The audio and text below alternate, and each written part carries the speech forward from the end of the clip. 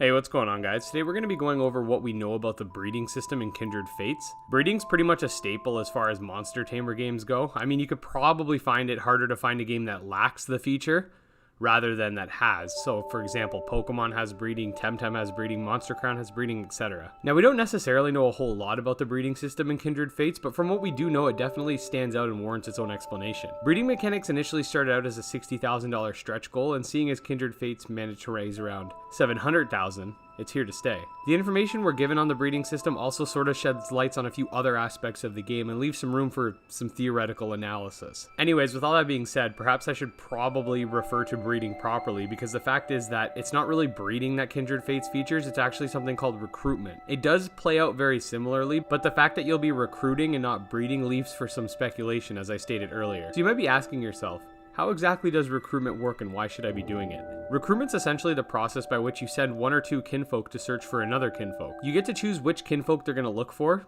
to some extent. We'll go over that in a minute. And once your kinfolk finds another kinfolk, it'll start training them. Now, I'm not 100% sure if training is just a way of saying that it's going to pass down some of its stats, because as we'll go over shortly, stats do get passed down, or if there's some sort of minigame involved that could tie into the quote-unquote interacting with your kinfolk stretch goal that adds more ways to interact with your kinfolk.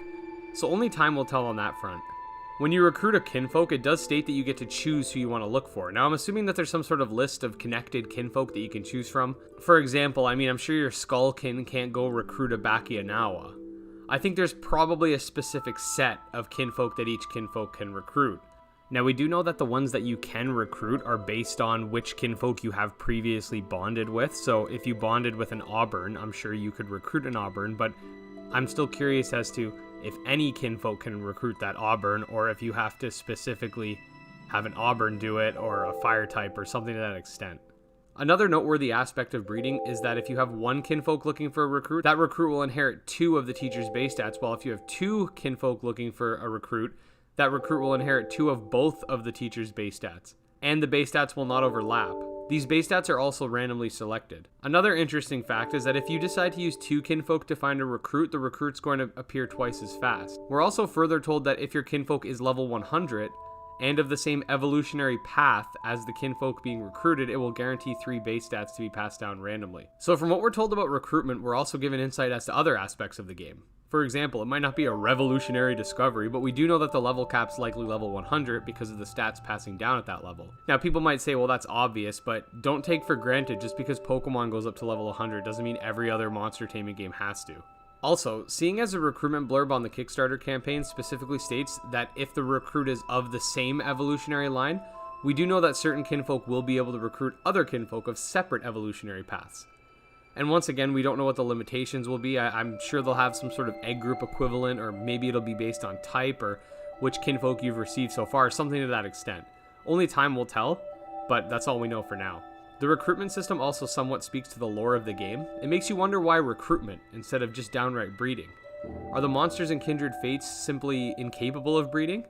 It makes you wonder if the kinfolk are truly living creatures or some sort of ethereal spirits. Now, seeing as this game is inspired by the Souls franchise, I wouldn't be surprised if the fact that these monsters turn into spirits after being KO'd is somehow tied into the story, just like how Resurrection is tied into Dark Souls and Bloodborne and Sekiro. That's kind of going out on a limb, but it's just interesting. I'm going to be doing a separate video going over what we currently know about the story, though there's not a whole lot, so that'll probably be like a mini video of sorts. I'll probably also throw in my own speculation and whatnot, but with regards to breeding specifically, I do think it's somewhat suspect that instead of breeding, it's recruiting. It almost seems intentional. So let me know in the comments what you guys think about the breeding/recruitment system in Kindred Fates. Do you think it's more interesting than traditional breeding? I personally think it's definitely going to feel unique and less like a direct copy-paste from other Monster Tamer games, but we'll see how it plays out. If you guys did enjoy the video, please consider subscribing. I have tons of Kindred Fates videos planned for the future, as well as we do Temtem, Koromon, Monster Crown, sometimes Pokemon, Digimon, all that Monster Tamer stuff on this channel, so make sure to subscribe if you enjoyed. Also, make sure to check out our Discord server. It's linked in the description, and you can follow me on Twitter at GymLeaderEd. Until next time, guys, peace.